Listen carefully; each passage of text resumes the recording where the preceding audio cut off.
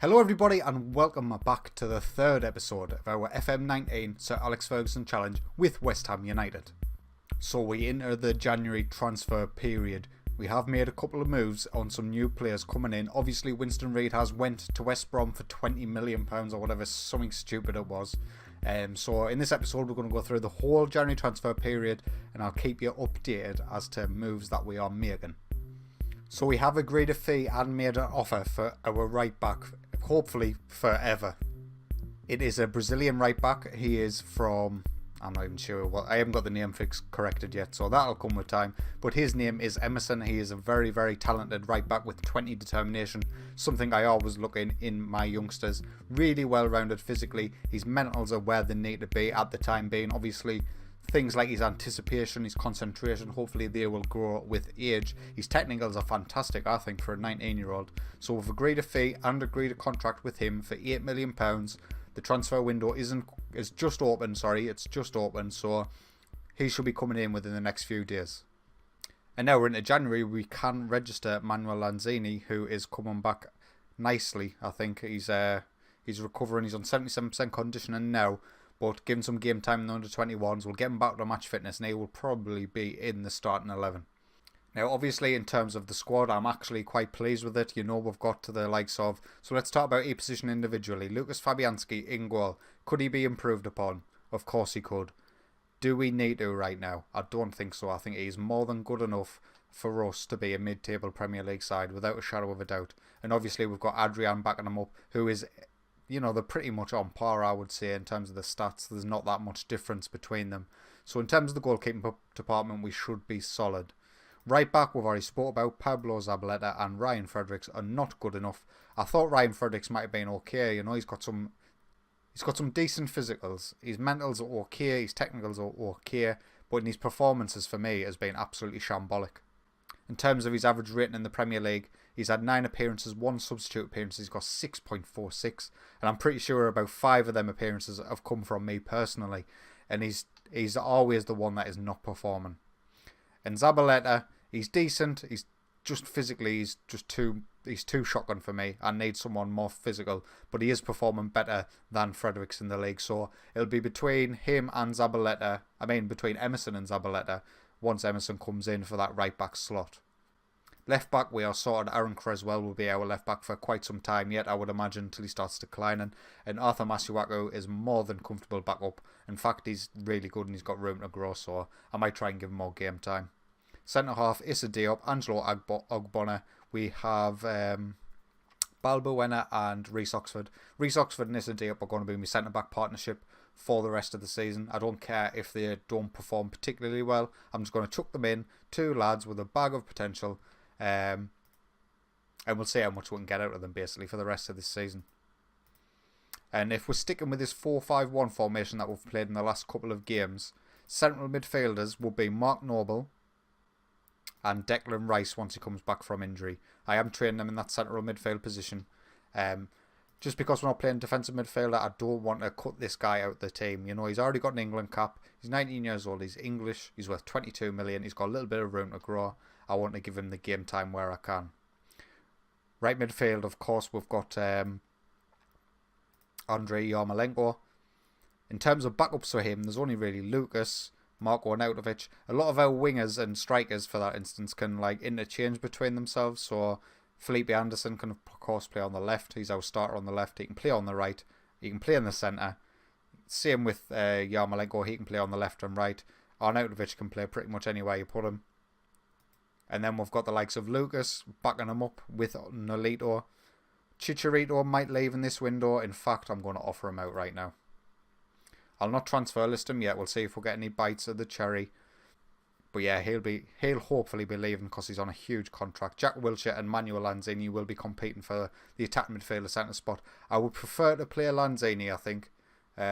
Looking at the stats, Jack Wilshere's really well rounded. He's going to get the game time whilst Lanzini's coming back into form. But once he does, I don't know. It'll be a good tussle between the two. But Jack Wilshere hasn't really performed for me so far this season. So in terms of the games you've missed since last time, 2 back-to-back victories. We beat Bournemouth 2-1. Andrei Yarmolenko in the 7th minute scoring a peach of a free kick. Begovic should have done a lot better than that.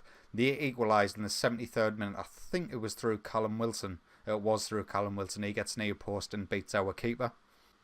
But then, in the 88th minute, another late goal to save us. Felipe Anderson with a dart and run to the edge of the area, takes the strike. We're relying a lot on our wingers to get the goals and to produce the goals. In this game, they did deliver.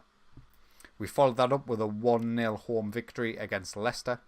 Before we see the goal, we missed 2 penalties. 17th minute, 62nd minute, Mark Noble. He is going to get demoted from penalty duty, even though he is technically our best penalty taker. They got Harry Maguire sent off in the 10th minute. So this was the goal from us. Creswell with the ball in. Lucas back post gets the head on it. Creswell played fantastically in this game. He really is an incredible left back. And yeah, we'll quickly get the match stats up as well. We absolutely dominated this game. Obviously, when they were down 10 men with inside 15 minutes, we were pretty comfortable, but we should have scored more. But that's 2 wins back to back since we've moved to the new formation, which is this. It's going quite well. We've moved to the control possession tactical style. Made some slight changes for us. Not too many actually. We're pretty much playing with the preset. But things are going well. We have got Blackburn in the FA Cup, Manchester United, Arsenal and Cardiff in this month. So I'll not be live coming them games, but I'll give you the results and I'll come back if there's any transfer business to talk about.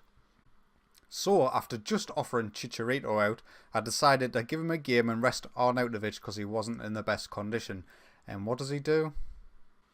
He decided to go and bang himself a hat-trick. This one, Felipe Anderson gets the ball in, Porcher's goal, gets in near post and gets the first goal. On the 30th minute, Nolito comes down this right-hand side who came on for an injured Jack Wilshere and he gets the header back post this time, 2-0. And then he gets the penalty in the 38th minute.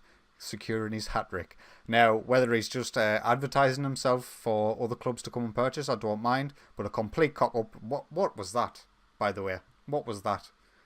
That is not a standard thing you see in football, the defender and goalkeeper both deciding not to go for it. You can understand the hesitation, but one of them should have realised quickly that the other one wasn't going for it. But it didn't matter to the end result. We won 3-1. They had a man sent off in the 81st minute for a 2-footed challenge, actually. If you look at this here, he just guns through the back of Ogbonna, which was fine by me. Get himself sent off. Ogbonna wasn't injured, so champion. So we've just played Blackburn in the FA Cup 3rd round and we won 5-1. And of course, Javier Hernandez decided to get a double. So play starts with Felipe Anderson, who was playing in the centre in this game, coming down the right-hand side. Finds Chicharito in the box.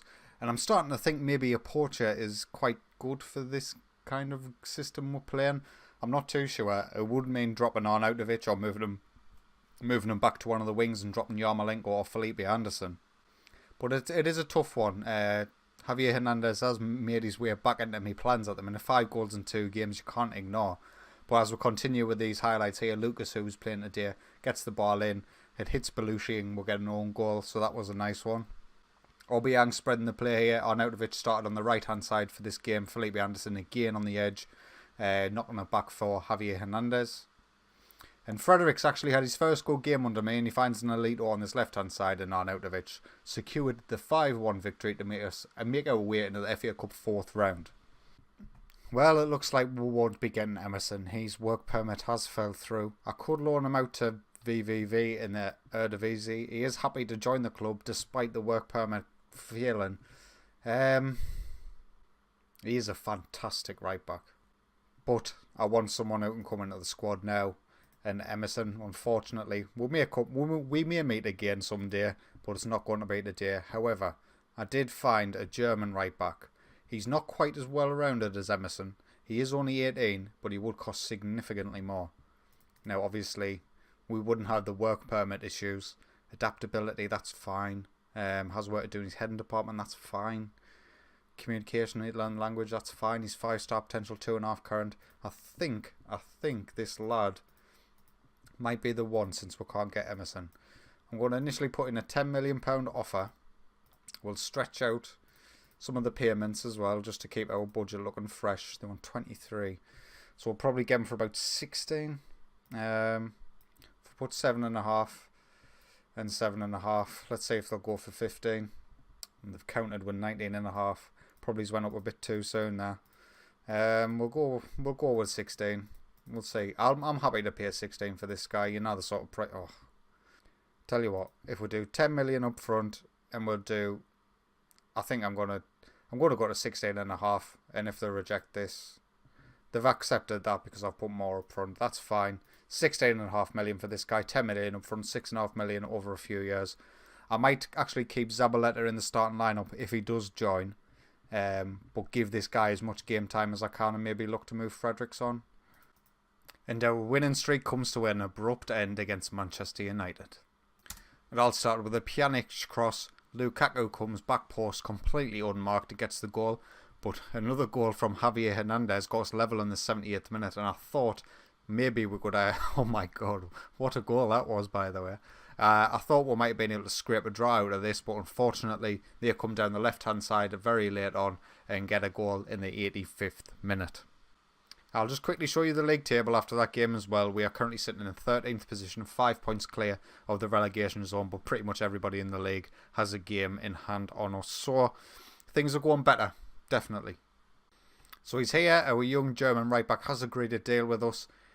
He's not as good as Emerson, which is what bothering me. But the fact that he's 18, the fact that there's no work permit issues, it is a lot of money to spend. But you've got to remember we're in the Premier League and no players come cheap, particularly European ones.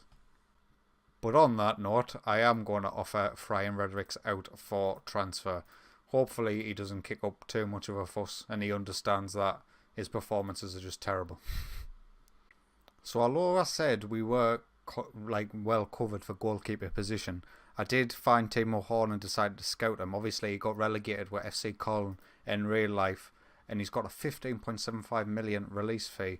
Now maybe not this January, we probably haven't got the finances for it now after that German right back buy.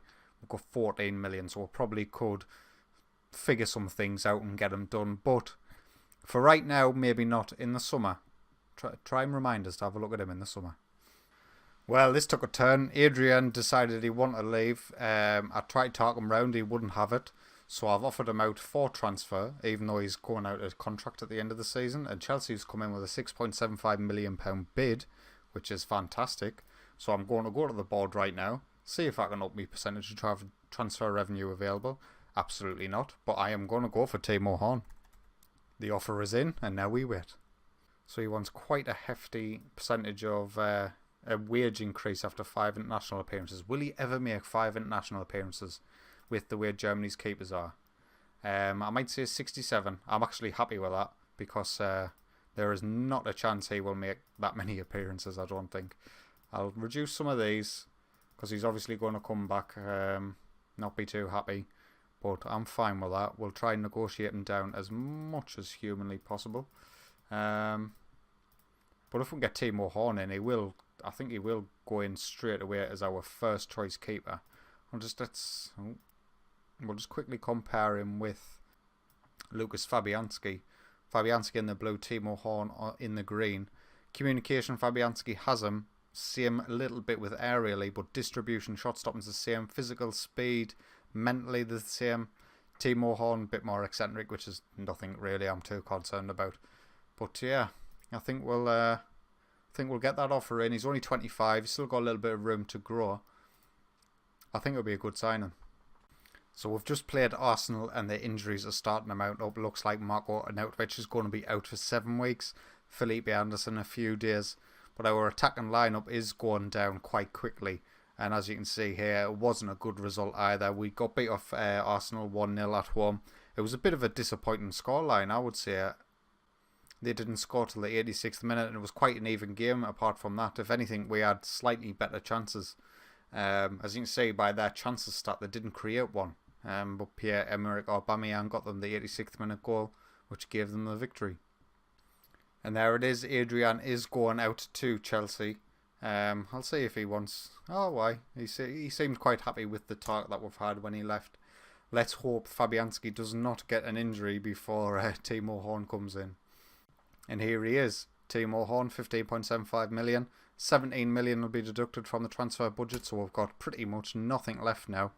So unless there's further sales coming in the January transfer period, I think this might be the end of our business. But an absolutely fantastic signing, I think. Obviously, because of the fact he's 25, means we've probably got our long-term goalkeeper sorted, as long as our long-term right-back in this window, which is fantastic. And yeah, if you've just watched me, I auto-number me squad numbers. I didn't care that you sit for an hour and decide precisely who gets what. Oh, the form has definitely turned. We've just played Bristol City in the 4th round of the FA Cup and drew 0-0. We'll get the match starts up. We did dominate the match, of course. They are a championship side. They are championship, right? Yeah, they are championship. They're doing okay in the league, but we should be beating teams like this at home. And without Arnautovic on the pitch, whether that's up front or on the wings, we do look a little bit toothless. So we've just played Cardiff in the final game in January, and we'll manage to win this one 2-0. A big kick up from Issa Diop sets Chicharito in behind the defence, and he puts it away to make it 1-0 in the 60th minute. The first half was absolutely dire. I didn't think there was a highlight between us, but another goal from us secured the victory. I think it was a double from Javier Hernandez, it was, in the 73rd minute. So Javier Hernandez, I'm really glad we did not sell him earlier in the window. So in terms of the league, we sit in 13th position. We took over in 19th, and we've moved ourselves up 8 points clear of the drop zone, which is absolutely fantastic. The boys have really come on well since that early stages where we were sort of figuring out a formation and tactic. But we've won 4 games in 7 in the Premier League. 6, 7, whatever it is. 6. We've won 4 games in 6. And our 2 defeats came to Arsenal and Man United from the other games, so I don't think there's too much to complain about. There is still a couple of days left in the January transfer window, but because we've got basically nothing left in terms of transfers and wages, and I don't see me making any more moves unless something later on happens, I'm going to end the video here. And if something does happen at the back end of the January transfer window, I will update you in the next episode. So the signing of our 2 Germans, the right back, and Timo Horn, our goalkeeper. I will have to remember the right back's name because I honestly cannot remember what it was. Wagnerman, that's what we're going to go with. If you have enjoyed today's video, please consider leaving a like, and if you enjoy my content, get yourself subscribed. But until next time, take it easy.